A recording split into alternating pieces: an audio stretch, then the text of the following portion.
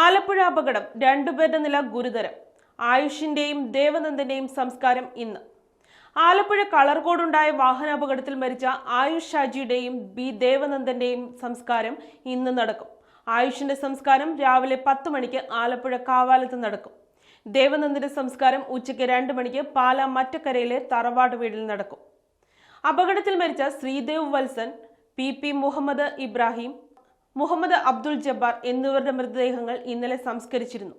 അതേസമയം അപകടത്തിൽ പരിക്കേറ്റ് ചികിത്സയിലുള്ള 2 പേരുടെ നില ഗുരുതരമാണ്. ഇന്നലെ രാത്രി 9:20 നാടിനെ നടുക്കിയ അപകടം നടന്നത്.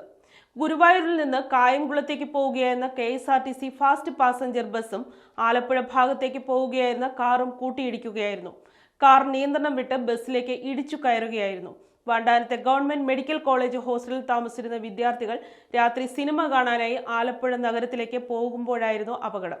കാറിൽ 11 പേരാണ് ഉണ്ടായിരുന്നത്. ഇവരെല്ലാം ആലപ്പുഴ ഗവൺമെന്റ് മെഡിക്കൽ കോളേജിലെ 1ാം വർഷ MBBS വിദ്യാർത്ഥികളാണ്. 5 പേരാണ് അപകടത്തിൽ മരിച്ചത്.